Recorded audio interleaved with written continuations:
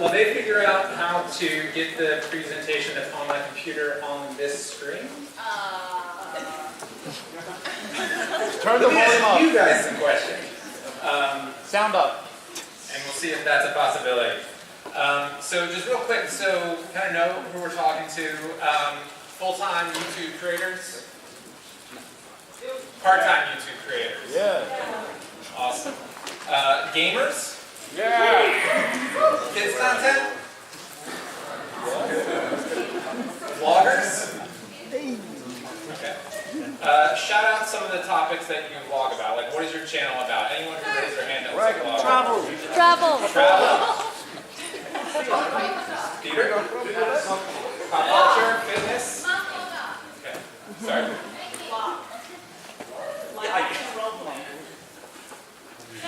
Lopping. That's a new one for me. I don't have any case studies on lopping. So it looks like one of our tenders has run out of room to figure out a solution. Because this presentation is kind of predicated on the idea that what's on my screen as well will be able to see. So how long have you guys been on YouTube? Let's start with 10 years. 9 years? 8 years? 7 years? 6 years? 5 years? 4 years? 3 years? 2 years? 1 year? How many people don't have a YouTube channel or are just interested in checking it out? Fair enough. Alright, 10,000 subs. 50,000 subs? 100,000 subs? Down.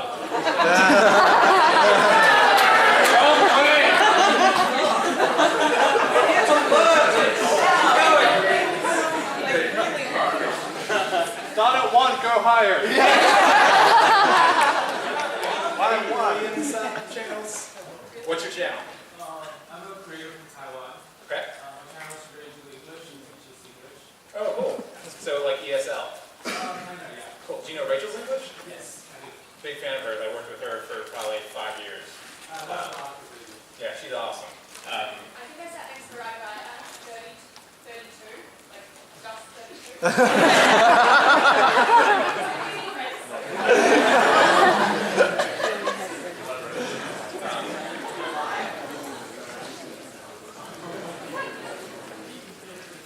Do you do English as a second language?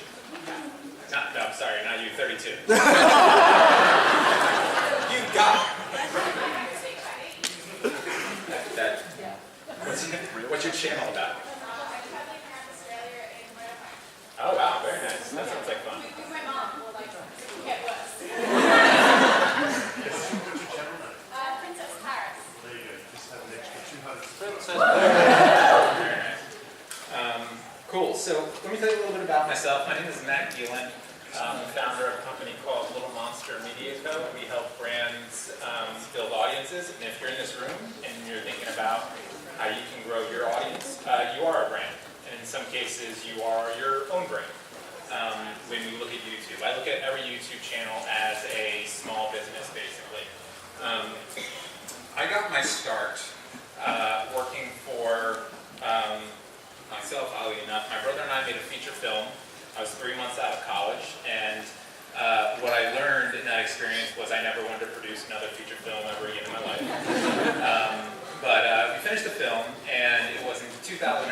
And I know I'm in Australia, but you guys probably felt the ramifications of the wonderful actions of our government, I won't say company, which would have still been fitting, of the housing bubble burst, which basically destroyed the U.S. economy. It was at the same time that digital video cameras really came out. Are we gonna figure this out? We're working on it still. And everyone and their cousin could make a feature film for very little money, like my brother and I did. But anyways, we decided to self-distribute. This was right when social media was just starting out and coming into its own. Like, we had a very big MySpace page. Now it's like a big deal.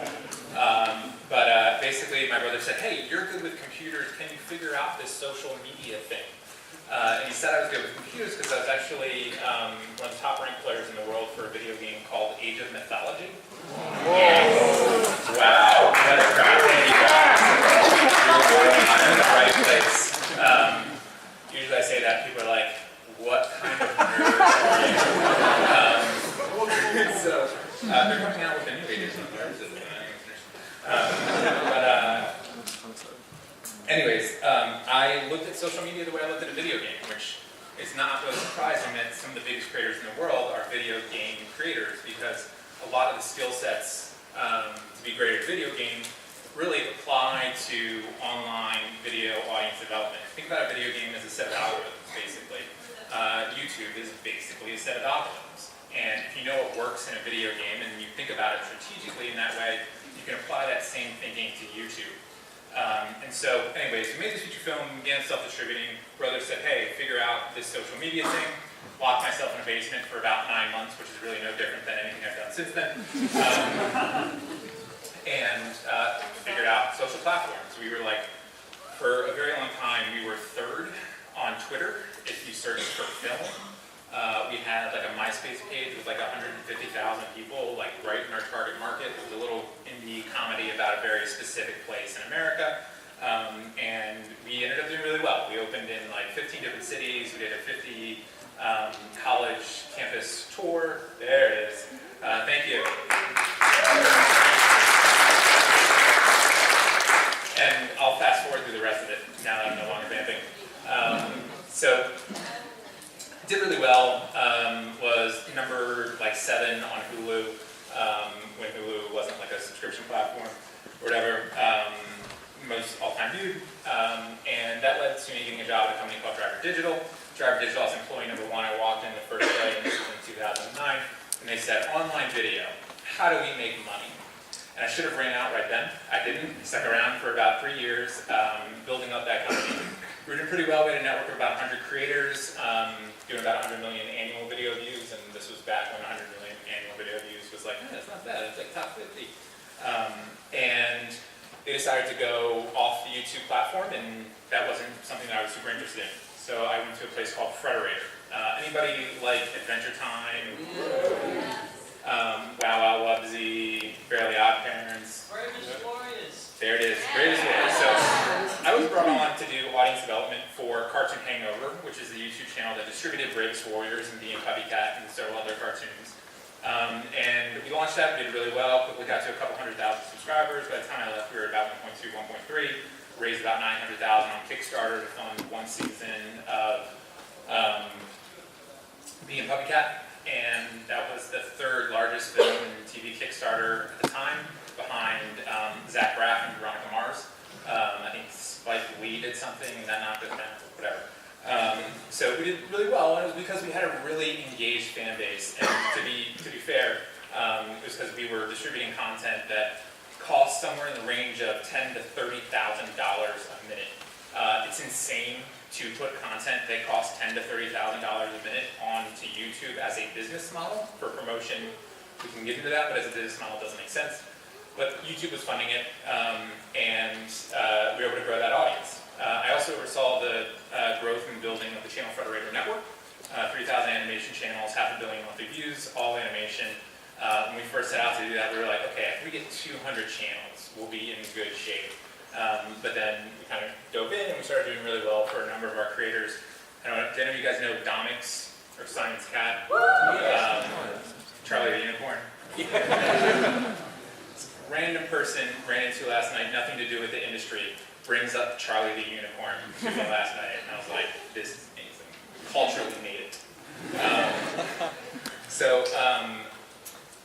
Oversaw building of the network, and our promise to them was, we'll help you build your audiences. Look what we did with Cartoon Hangover, and we had a lot of success, but not as much as we wanted to. However, the few times we were able to do some promotion out of Cartoon Hangover, we saw them grow quite a bit, and so we said, well, let's build the channel where we can do as much promotion as we want, because Cartoon Hangover was a very specific brand of type of cartoon. It didn't really make sense for a Charlie the Unicorn next to, a cartoon about a alien, well, maybe it would make more sense, but an alien space woman robot whose father has left her, and her best friend is a talking half cat, half dog. Anyway, we built Channel Frederator, and Channel Frederator is one of the oldest animation channels on YouTube. One of the oldest channels on YouTube. When we took over programming of it, it had about 50,000 subscribers, all of which were basically dead subscribers. And we quickly, in the span of 1 year, did 1.2 million subscribers, and we're averaging about 17 million monthly views. Now, during that time, I oversaw programming and audience development for Channel Frederator, and part of our mission as a brand was to be known as the place to go for programming. And so, part of that branding initiative was that I would write research papers for distribution onto a site called TubeFilter. How many people read TubeFilter? Okay. The guy with 1 million subs reads TubeFilter. Right? Great website, lots of great resources, lots of great news.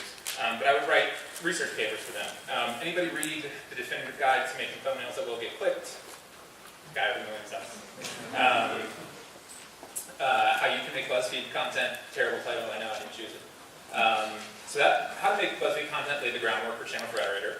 And then out of Channel Frederator, I was able to write research papers like Reverse Engineering the YouTube Algorithm Part 1, which came out right after I left Frederator and founded Little Monster, but it was all based around Channel Frederator's data, basically what we were seeing lead to bigger and greater audiences. And then in the fall of last year, Google released a paper called Deep Neural Networks for YouTube Recommendation Systems. Anybody read that one?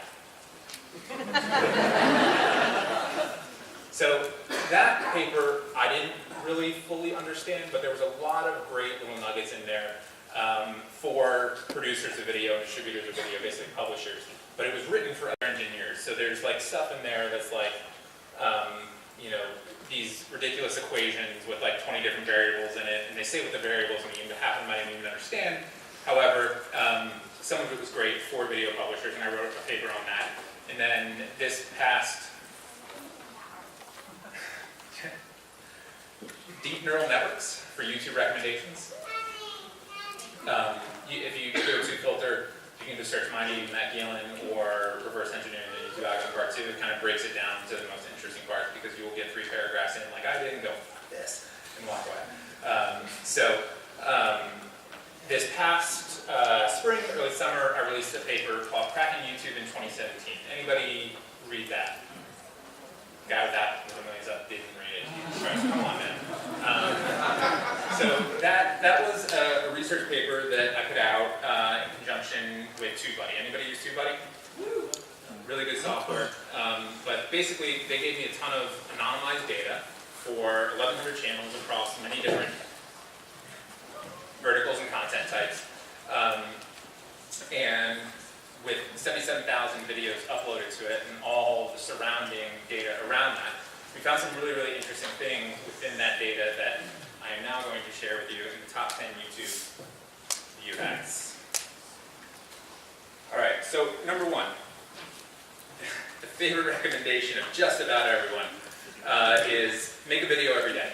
So channels that average 5 to 20 million views per month post a video every other day on average, right? So over 6 months, they average 91 videos per day.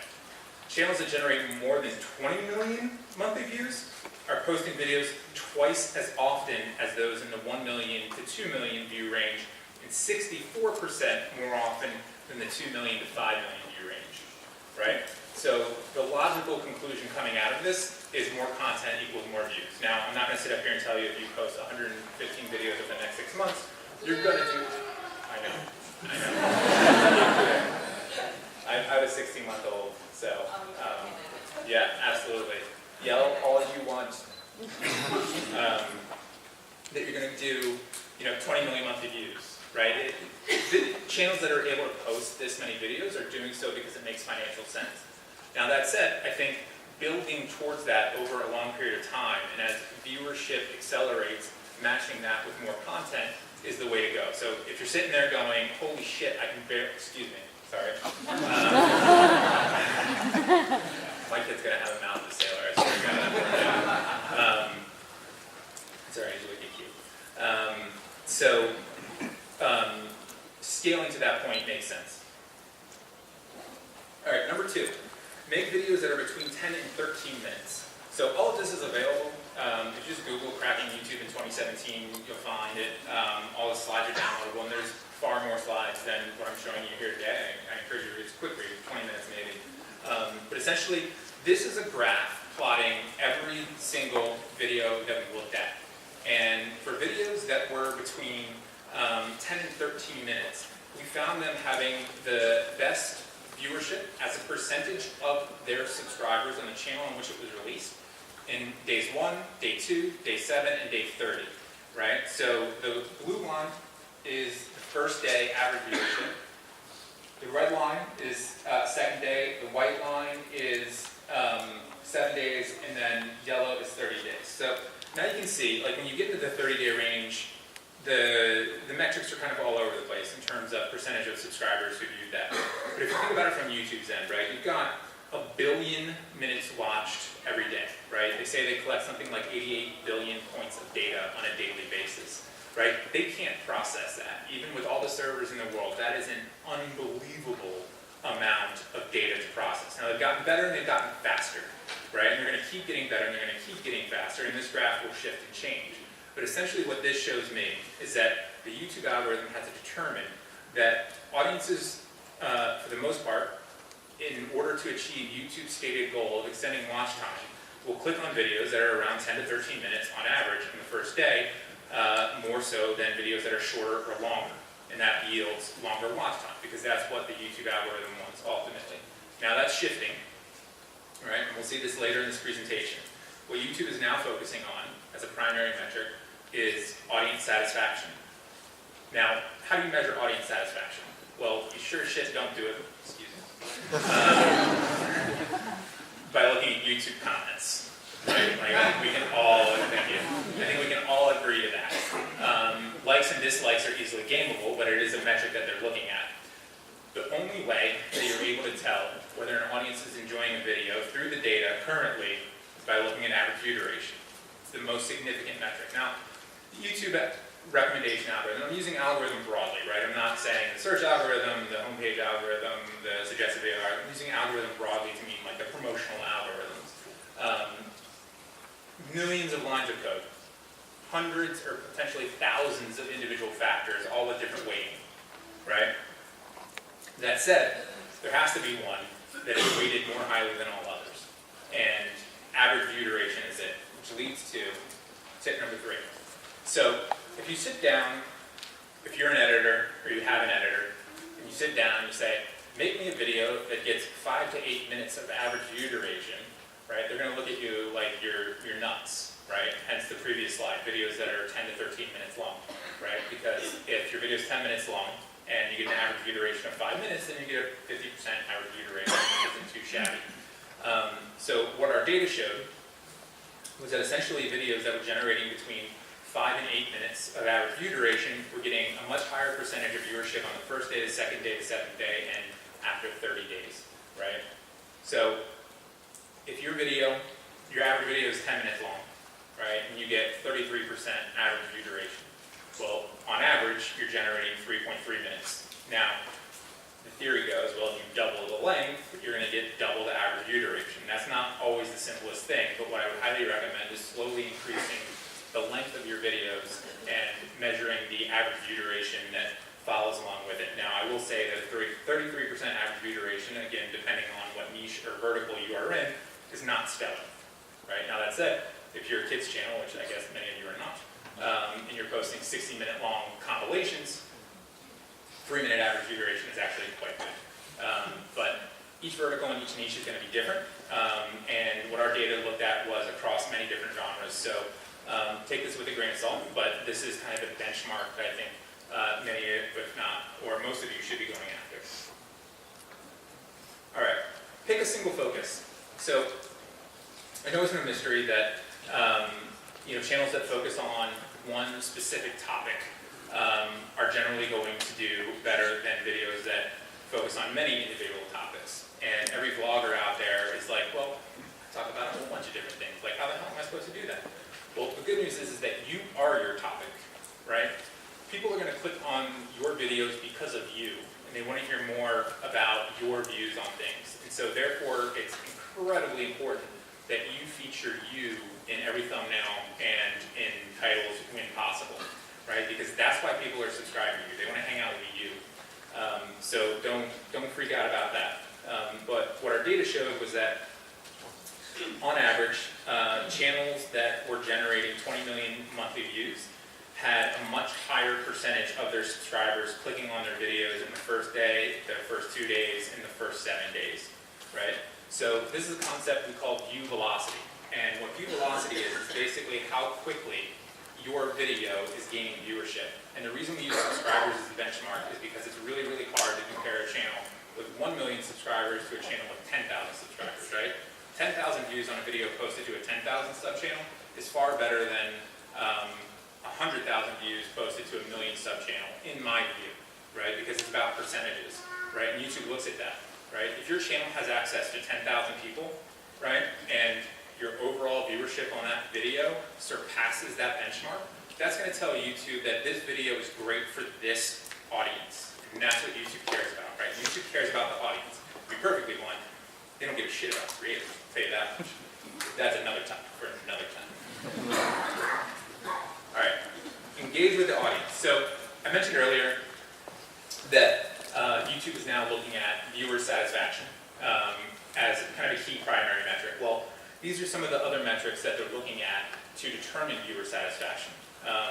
Things like the likes, whether someone subscribes, whether or not they comment, whether they share it. And sharing is actually an extremely powerful one. Now the problem with sharing is that you have to use the archaic share button on YouTube in order to do it. But if someone's willing to go to that link, that's an extremely powerful signal for YouTube. And then whether or not they watch more. So this is a really big one, right? View velocity is really important. Average view duration is really important.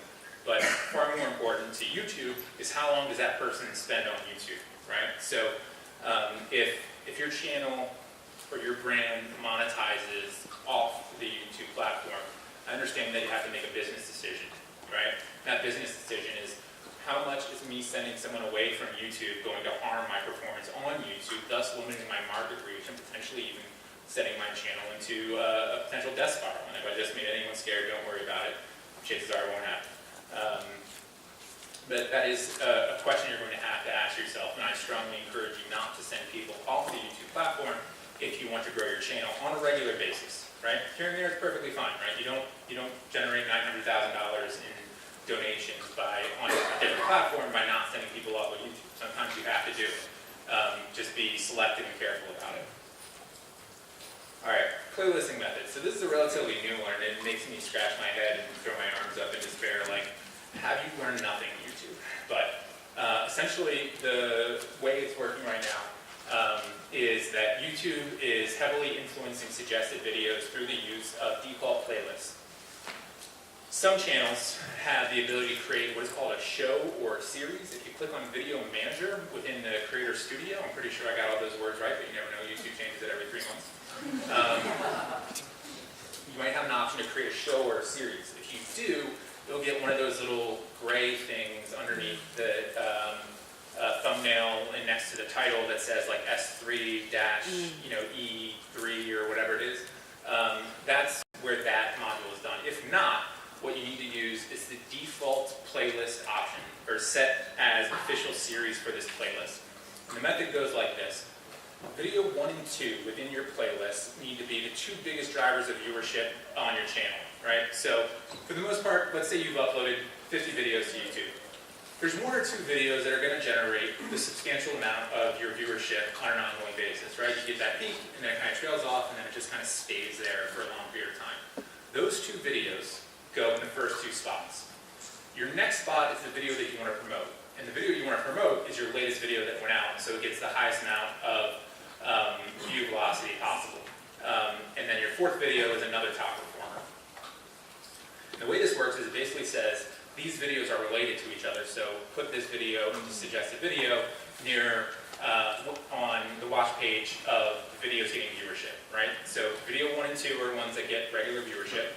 And what you're saying is video number 3, your new video, is related to these videos. So put this video in suggested videos, or next up, YouTube, and that's where they'll put it. How many people have noticed that their suggested video viewership dropped in November, or between November and January? Okay. Well, it probably did, because there was a massive shift in the way YouTube decided what videos would be in suggested or basically what they did was they said, hey, remember how you used to get those first 4 slots, as a way of helping creators grow their audiences? And we're not going to do that anymore. And they didn't tell anyone. So this is a way of telling them, hey, put these videos next to each other in suggested videos.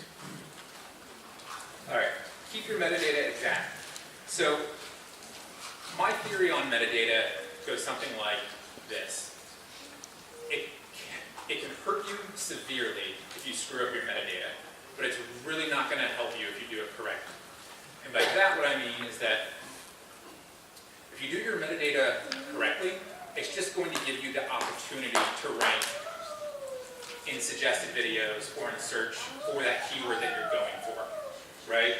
It's much more important that you have high average view duration, high engagement for that video in order to rank, as opposed to just having one keyword mentioned 20 or 30 times. So the way I look at metadata is that it's about relevancy, right? So let's say your video is about, someone shout something out. Cats. Hats? Oh, come on, we can't do cats. We always do cats. I like hats. We'll do hats. We'll do cats with hats. I like hats. So cats with hats. Very nice. So let's say there's a niche audience for cats with hats, and you want to rank highly for cats with hats. Well, I would create a series called Cats with Hats, and in every video, I would have cats with hats at the end of the title. At the beginning of the title, I would put something that would get someone to click on that. So cat with cowboy hat, right? Cat with swashbuckler hat. Yushanka. Shotgun? Yushanka. This one, Yushanka. Shanka. No, Yushanka. Cats with shankas. I really hope I didn't just say a dirty word in a language I don't know. Excuse me, I'm American, I speak one language terribly, so I apologize. Anyway, right? And basically what that tells YouTube is 2 things. 1, every video you're putting up is about cats with hats. And 2, audiences that want to watch cats with hats will like your stuff, right? Assuming you're getting good average view duration and good view velocity. And that's how you would rank for that term. It's not about putting it in your description 20 times in that way. Now, as it pertains to tags, typically we say less is more, right? Because the more metadata you put in, the more confusing it is going to be to the YouTube algorithm. So if you have cats with hats, tagging it with cats and hats and other very specifically related keywords is good, but if someone comes out with Lil Bub wearing a hat as a video, adding Lil Bub to your tags is just going to confuse YouTube because Lil Bub is a known brand or a known entity outside of your channel Cats with Hats. So keep it simple, keep it straightforward, don't confuse the algorithm. The most advanced AI in the world has the intelligence of a 4th grader. All right, thumbnails. So the biggest deciding factor as to whether or not anyone's going to click on your video is how good your thumbnail is.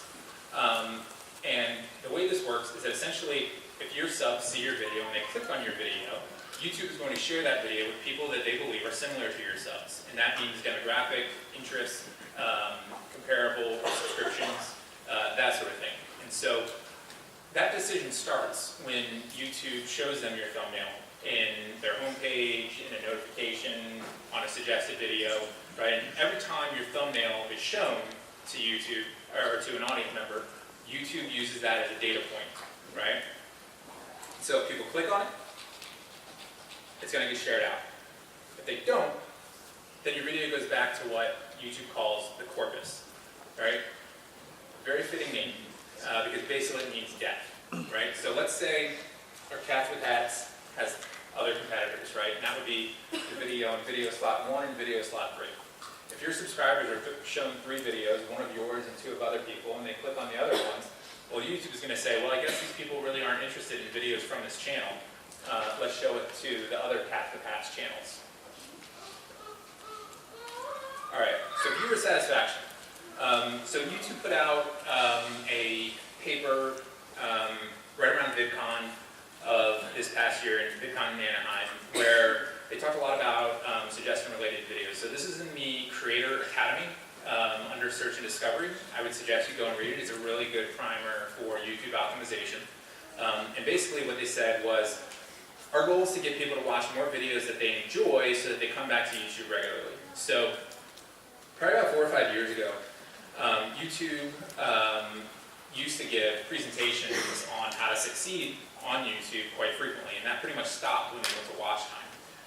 But one of the things they showed in that presentation was that every time someone comes back to YouTube in a given week, they exponentially watch more videos, right? So if you come once a week and watch 10 videos, if you come 3 times a week, you watch 50 or 60 videos. And the more times you come back, the more videos you watch, the longer you spend, right? So that's a huge, important indicator for YouTube, right? Because that's ultimately what they want. They want to change the user behavior of the 1.5 billion people that use their platform to make YouTube their go-to entertainment platform. And the best way for them to do that is to have happy, satisfied viewers that get what they want every time they go there. And so what do they look at, right? Get what they watch, they don't watch, right? That's our thumbnail slide. How much time they spend watching, that's your average view duration. Likes and dislikes, that metric's gonna go away. And the not interested feedback, right? So how many people have like clicked on a recommendation and said not interested and then seen that recommendation about 50 more times? So we know how that's going. But it will eventually get filtered in, right? Again, as about the knowledge of a 4th grader, but it's learning. And anytime it's learning 80 billion times a day, or however many it is, it's going to learn fast. All right, number 10. This one's a really interesting hack that actually the Vine brothers, of all people, told me about. But basically, it's going live right before a new upload, right? And the basic concept is, well, if you upload a video and you get 5,000 people to watch it in the first hour, well, if you do a live stream and you get 2,000 or 3,000 people concurrently watching your live stream of your audience, and then you upload a video when you're at the height of that live stream, and you go and tell those 2,000 to 3,000 people to go watch that latest video, you know, chances are you're going to be at 8,000 or more views in that first hour. It's a really good, interesting hack to increase your view velocity in that first hour. Because your first hour is going to impact your second hour, your 3rd hour, and so on and so forth, right? Because YouTube's taking every bit of data and cycling it back through the system. So those are the 10 viewership hacks that I use to build audiences for my client channels. I know I've said a bunch up here. Hopefully I didn't speak too fast, but I'm really excited to answer any questions you might have. I always find it better if we try to keep the channel's questions very general as opposed to channel specific. I'm going to be hanging out outside this room for as long as it takes to meet anyone who wants to come and talk to me and ask me specific questions about their channel. One kind of shameless plug real quick, my company does offer hourly consultation and much larger consultation packages, so if that's something you're interested in, please fill out the form on our website, let us know.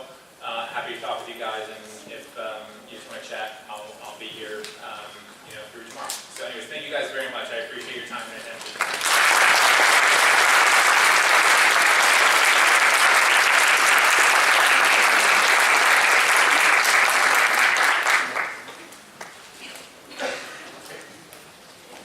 They're going to come around with microphones, so just hold your hand.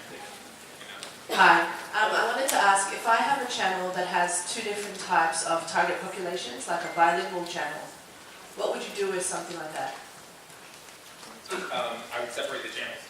I don't know any of the context surrounding your channel, but generally speaking, if you're going to hit 2 very different audiences, then definitely go with 2 different channels, even if that means that you split your uploads, right? Because essentially what happens is that YouTube really can't tell the difference, right, in terms of your audience. All they see is that the audience that has subscribed to you, right, which is a very demographic, isn't clicking on half of your videos, right? And essentially what that causes is for them to not share your videos with the other half, and certainly not expand your audience. So if it's 2 different audience sets, definitely split the channels, even if that means splitting your uploads. Hi. Hello. do you have any general tips for improving thumbnails? Like you said a couple of times through here, that's one of the most important things for increasing viewership. So in general, what do you look for in a good thumbnail? More text, less text, little arrows pointing all over the place, Red arrows pointing at things that are obscure and hard to some see. picture When positive you somewhere don't on have there. under the title. Perfect. So generally speaking, the definitive guide to making thumbnails that will get clicked, which is available on TubeFilter, is a really great primer. All of that stuff still works, and the reason it works is based on the psychology of why someone would click. So humans are genetically predisposed to look at people's faces, right? And the reason why is we get a tremendous amount of information, nonverbal, just by making eye contact and looking at someone's face. And the way in which we perceive people that are interested in us or want our attention is to see whether they're making eye contact with us, right? So the vast majority of YouTube thumbnails on videos that have a lot of viewership show someone's face, and most of the time they're making eye contact. At the very least, you can see the whites of the eyes. So generally, you want to be here in your thumbnails. Not here, not a full shot. You want to be here, showing a strong emotion. If you can show teeth, right? Strong emotions, rage, fear, joy, anything that's going to make someone potentially feel that exact emotion. Bright colors work extremely well. Yellow actually hits the cones in your eyes, the red and green cones. We have 3 cones, red, green, and blue. The red and green cones are the ones that get triggered by yellow, and they get triggered at a very high frequency. So yellow thumbnails tend to get a higher click-through rate than thumbnails that don't have yellow in them. If you're using text, try to stick to very short words and no more than 2 or 3 of them. It needs to be readable. Don't put anything in the lower right-hand corner because the timestamp or watch later is on top of it. Try to include some small element of branding, either in the upper left or lower left corner. A little bit in the upper right, but lower left or in upper left are the best because you want someone to know that it's one of your thumbnails so they can quickly go, okay, I want to click on that. If your face or someone else's face is on one side, you want no more than 2 objects on the other side of the thumbnail. Where the face is in the thumbnail is relatively irrelevant, just as long as it's making eye contact and showing a strong emotion. Less busy is better than super busy. You want someone to be able to quickly see what it is in your thumbnail. Now, it used to be that desktop thumbnails were actually much larger than mobile thumbnails. However, that's completely changed with the new YouTube app. The mobile thumbnails are actually quite a bit bigger than desktop thumbnails these days. That said, typically on a mobile screen, you get 1 or 2 thumbnails, and so you want it to be eye-catching pretty quick, and you want someone to kind of get the gist, or at least be enticed about the thumbnail. Now, I should say, thumbnail and title combination is the most important thing, because most people look at the thumbnail, catch it on, and go, oh, what's this video, and then they'll read the title, right? And we could do an entire hour presentation just on titles, but basically, without being clickbaity, you want to cause what people call an information gap in the viewer. An information gap is basically where the viewer is forced to ask themselves a question, and the only solution to that question is watching your video. So that's what I say would be kind of the quick overview of thumbnails. Hey, so over here. Over here. Will you stand up? Yeah. So I was wondering, as far as SEO goes, what's the best way for finding topics that have a high search volume yet low competition on YouTube?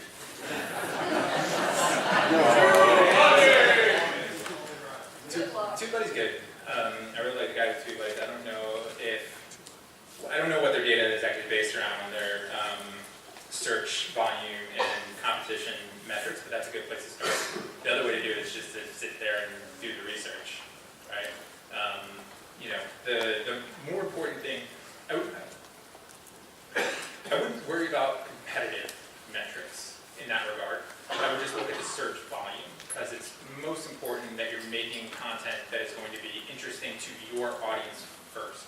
So if it is interesting to your audience first, YouTube will then share that out more broadly. Search is also responsible for only about 10 to 15% of all viewership on YouTube.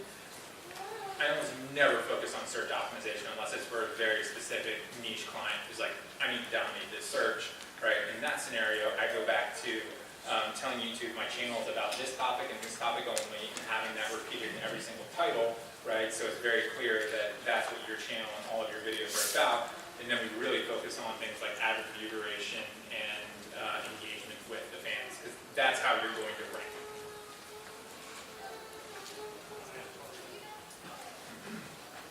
Yeah, so I'd just like to know kind of how YouTube compares likes, dislikes, and no interaction. You know, like they don't leave any rating whatsoever, what ones prioritise and what it favours most, and how it favours the other ones as well. Yeah, I honestly have no idea. I mean, when they came out with the paper around Anaheim saying that they were looking at likes, I slapped my head and said, why? What the fuck are you doing? Right? Didn't we go through this with like the fucking reply girls? Oh, What man. the fuck are you thinking, you idiots? Oh, man. Right? That's how I really feel. No, I don't know. I mean, I think they look at engagement generally. I think it's a low tier metric. I don't think it's a huge one for them. I mean, hell, it could be a red herring for all we know. I mean, the amount of stuff they fucking lie about on a daily basis is mind-boggling. So, you know, in that regard, I really wouldn't worry about it too much, right? Other than just doing general YouTube best practices, right? Hey, if you like this video, be sure to like it so I know you liked it. Be sure to subscribe and comment, let me know, blah, blah, blah, whatever it is, so that I can get some great engagement.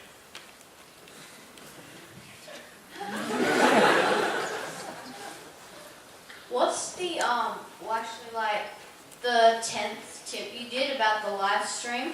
Well, we're not really too sure on how to do live streams, so like what's the best way to do one, and like what's the best website and all this other stuff? Yeah. Yeah. Wait, in what context best and worst? Pardon? Like, what do I feel is the best website? Like generally or for live streaming? What's like the easiest way to do it? So the easiest way, I'm not sure, is there a threshold for live streaming straight from your mobile device? Yes. Yeah? I guess that'll probably go away sometime in the next 6 to 12 months, but if you're not available for the threshold for live streaming, you can live stream right off the web camera on your computer straight onto YouTube. In terms of what makes a good live stream, I don't think that book has been written yet. I think we're very, very early in live streaming. The most live streaming in terms of like actual programming is coming out of Nerdist that basically no one watches, no offense to Nerdist. You know, no one else is really doing like live stream programming, right, where it's a show, where it's a concept, right? It's a lot of gameplay, it's a lot of like, oh, let's chat and talk about stuff, which is cool and perfectly fine. But I think there's a long way to go when it comes to digital live streaming being like programmed with actual shows and concepts. That said, I would watch, you know, live streams of creators that you're passionate about or similar to those and see what works for them, and then, you know, take that idea and make it your own, and do that. You know, in terms of live streaming, if your audience is on YouTube, I would do it on YouTube, but a lot of people love Twitch, a lot of people love LiveMe, and I'm sure there's a whole host of other ones you can look at, but if, you know, you're a YouTuber and you want to be a YouTuber, I would do it straight on YouTube. And of course there's, you know, Facebook.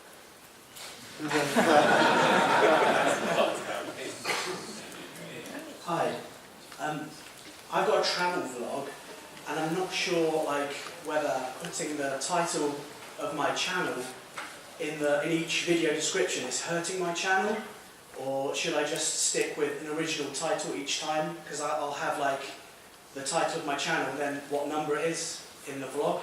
And I'm not sure if that's hurting my channel, or should I go for a completely different title each time? Generally speaking, from a titling perspective, I would put in the first 5 words, first 25 to 35 characters, the most exciting thing about your video, right? So, you know, if you're, you know, one of these vloggers, it's like, I died and was resuscitated today. It's like, good film, oh God, right? That's what I would title it. And then I would put your channel name and then the episode number. Do you feel that responding to your... You should not ask me feeling questions. If I've demonstrated anything today. You've told us how you feel already. That responding to your viewers' comments in the comment section early on in your videos helps feed the algorithm. And also, do negative comments count the same as a positive comment in the comments section? I don't have any data to indicate either way about positive or negative comments. I don't think the YouTube algorithm or any algorithm really is sophisticated enough to determine what is a positive or negative comment, right? Like, you could look at my comments here today and say I was negative on YouTube, but I actually love YouTube, right? YouTube has given me a career, right? YouTube has allowed me to provide for my family in a way that it would not be possible for me in any other industry. Like, I'm not a suit and tie guy. I don't know if that came up here today, but I can't go into an office and like report to a boss, right? That's not me. So YouTube has allowed that, and I love YouTube, but if you look at my comments here today, you'd be like, oh god, I don't like YouTube. But if someone said, holy shit, dude, you're fucking jacked. Is that a positive comment? Like, can a machine or a computer determine that? No, they're just gonna see curves. So in that regard, I wouldn't worry about positive or negative from that perspective. In terms of engaging with fans immediately when a video goes up, I think that's definitely a YouTube best practice, and I highly encourage it. Those are your most engaged fans. Those are the ones who are going to come back every week, whether they're interested in the video or not, because they're interested in you. So I would highly recommend at least spending the first hour kind of engaging with fans in the comments once you put up a video, for sure. So, would you agree that if you encouraged a little bit of controversy to maybe get negative comments, and then, because a negative comment always seems to attract, say, dedicated fans to comment on that comment, and all those comments are counted as comments and feed the algorithm? There has been many a brand built around being controversial. I mean, generally speaking, from a brand perspective, every brand should have, a heretic, right? Apple's heretic is Microsoft, Coke's heretic is Pepsi, and vice versa, right? So, having an enemy for your fans to rally against is a great way for building a brand, or a way, I should say, yes. Thanks. Hi, Matt. Right here. Hello. I just have a question. So I'm not a blogger, I'm a crafter, and my channel seems to have fallen into a seasonal thing. So Halloween comes, I'm up there, and then after that it's down, and Christmas is up. And do you have any thoughts on how to get out of that? So, essentially, it sounds like your channel's viewership, which is probably very similar to many other channels, is really topic dependent, right? Where the majority of viewership is driven by the topic, not necessarily by their love of you, which is not enough in many channels. Apple Channel Frederick was completely based around that, right? Where we knew if we weren't posting a video about Adventure Time or what was the one where the guys were with their uncle at Mystery Lodge? Gravity Falls, right? If we could make a video about Adventure Time or Gravity Falls, we'd get half the viewership you normally would. So then it becomes about your ability to program for your audience and how to expand your audience beyond those times of the year. So I would look for strategies and things that would be non-seasonal dependent. We also call those tentpoles, right? And tentpoles can be big booms for building a channel and just understanding that you're going to hit your tentpole times of year, and then it's going to fall down to a baseline, and you're just going to have to grind it out from there. But you could also make your channel completely tentpole based, right? You look at how it should have ended. You look at bad liberating, right? These are all like channels that are hit-based channels, and so figuring out what is going to be the trending topic in any given week and making crafts around that, right? So a great place for that kind of thing is Twitter, right? Look what's trending on Twitter and find a way to make a craft around that, right? So if you're in the U.S., it's football season starting this week, and making a craft around your football team would be something that you could do this week, and then next week I'm sure Donald Trump will say something else crazy. You can make a craft around that, right? Like it's an endless source of crafting. Donald Trump. Thank you. Hi, I'm starting a production team on YouTube with friends at the moment, and I was just wondering if you could give any advice on it. Hey, how you going?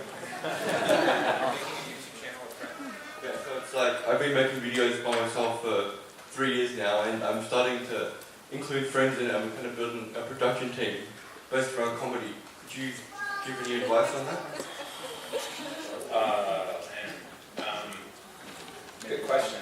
I mean, generally speaking, I would say as someone who started a startup 14 months ago, that's had really great highs and really crappy lows and everything in between.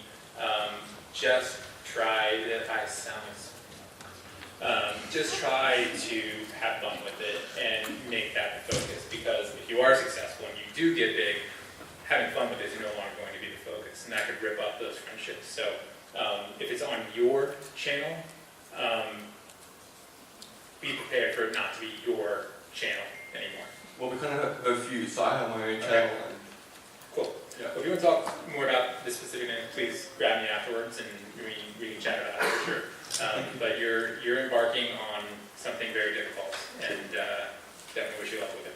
Thanks. Hello. Hello. I just have a question. In terms of call to action, what have you come across in your data as the most effective way to get a response from your audience? I've started by putting an end slate on the end of my videos, but I just haven't got a lot of clicks from that yet. So, just like a general call to action, you want them to subscribe, basically. Subscribe, comment, all that kind of stuff that's well- going to draw the algorithm to it. Without knowing kind of what your channel's about or what your data looks like, It's lifestyle. it'll definitely be on screen. It'll definitely be close up. And everything is relative, right? Like if you're getting a 1% average subscription rate on a monthly or daily basis against raw viewership, you're doing pretty well actually. So, if that's a good benchmark and you're above that in viewership, congratulations, that's great. If you're below it, then that should be your aim. And one of the things you want to look at is your average view duration, because your end slate might be coming a bit too late, right? People may have said, oh, well, this video is over, I'm out of here, right? So just be mindful that when you get into the wrap-up part of your video, every second where you're not giving the call to action, you're losing audience by percentage points. So what would be a good kind of length to keep your outros before you hit that end slate? 0 seconds. Your end slate is your outro, right? And I always, the one thing that I will say, YouTube audience development wise, that they've done very well is the what's best for the creator or best for the audience end slate unit. That one should be on the left side of the screen, because it's the first one the audience is going to see. And what I've seen is that has about a 100% higher click-through rate than anything manually selected. Cool, thank you. Hey you, right at the back. Question, if you do well with a video and you get a bunch of subscribers or just a bunch of views, probably for a random reason, something just went well, and then after that your videos are not getting those numbers and you're not getting that level of subscribers, especially if it's for an extended period of time, is that significantly going to harm your channel, and what can you do to kind of avoid that? No, I don't think it would significantly harm your channel. I think you have to look at that as like a one-time thing, a one-time fluke, and just kind of move on from it and know where your new baseline is, and kind of just accept that and roll with it. What is going to hurt your channel is, like, let's say you have 10,000 subscribers and you average about 2,000 views, a video that you upload, and that number starts to drop, right? If that number starts to drop and stays dropped, your channel's going to go into a death spiral, right? And death spiral basically means that YouTube is going to show your video to less and less of your fans every time you upload a new video. We've seen this with channel after channel, time and time again, right? Any channel that built itself on Minecraft, right? Other than like 2 or 3 of them, they're going by the wayside, and the reason why is because the audience has moved on from Minecraft, and they're still uploading Minecraft videos, but their audience isn't clicking on it. So even the people who might be interested in their non-Minecraft stuff, which almost every single Minecraft creator is going towards, they're not going to be showing your videos. And so that's the more important thing. And when you get into kind of a spiral like that, there's only so many ways to get out of it. But going back to kind of like YouTube fundamentals, YouTube best practices is a place to start. And then it's just about making programming that the audience that you do have access to still wants to watch. But a one-off like that, I would just kind of take it for what it is, celebrate it, be happy that you got it, and kind of move on. Now that said, if it's like, 2/3 of your audience, well then that video is worth investigating, right? Like why that video? What topic was in that video, right? That made such a tremendous impact in terms of like viewership or had so many people interested, right? And then crafting programming to that new audience, if that's what you want to do, right? Because that influx could have been, 4chan. No one was a gay to 4chan. So, yeah. Hey Matt, so what would be your advice to someone who's trying to build a channel that has dead subscribers, and how much do dead subscribers actually hurt the channel? I think quite a bit. It's all relevant, kind of depends on scale, right? Like if you're a 1 million sub channel and you're getting 20,000 views a video, it's time to create a new channel, right? That channel is done. Even for big channels that are humming along, sometimes you recommend creating a second channel and kind of focusing on that new channel, mainly just because they've hit a point where they've been on the platform for 5-6 years. You're just going to have dead subscribers, and those dead subscribers become a bit of an anchor, dragging down. And so, we work with channels that have 1, 2, 3 million subs, right? And we see that they're kind of in the middle of a plateau, a little bit of a drop off. We set up a second channel for them. They begin growing that second channel. That second channel starts outpacing that first channel, and eventually they basically stop uploading to the first channel because the second channel is already 2-3x the size in terms of monthly viewership, right? Like subscribers, I look at in many ways like a benchmark as opposed to anything with intrinsic value within and of itself, right? And so it's much more about the average monthly views that you're getting as opposed to the raw subscriber count, right? From my view, and for the average YouTube channel. I have a question on capitalized things. So capitalized, or should I just not capitalize it? Well, if you're in English as a second language channel, you probably don't want to capitalize your titles. It's like, how to pronounce cat with hands. You probably want to be a bit more subdued. What I say in terms of capitalizing words and titles is use it selectively and if your content calls for it, right? Comedy channel, yeah, right? You want to be loud, you want to be nervous, you want to be, a little bit more in your face. But if it's a more serious channel like the crafting channel, right? Crafting channel doesn't need to capitalize anything in the title, except maybe you do want to around Halloween and Christmas, capitalize Halloween and Christmas because that's going to be the big winner for your channel. We have one more? Yeah, we're wrapping up with one more over here. Okay. Hey, just 2 questions. One, what's more important, the average viewer duration or the actual duration of the video itself? Because I've uploaded one this week, and the first 12 hours got 10,000 views. It's 45 minutes long, but it's got an average of about 8 to 10 minutes. So what's better? Average view duration. Okay. Right. It's just a matter of like, you can't set out to necessarily make an average view duration video. You can set out to make a 10, 13, 15 minute video, right? And then you'll see what the average view duration is thereafter. And then as you progress, you can extend that average view duration either through making a better video or by extending the time.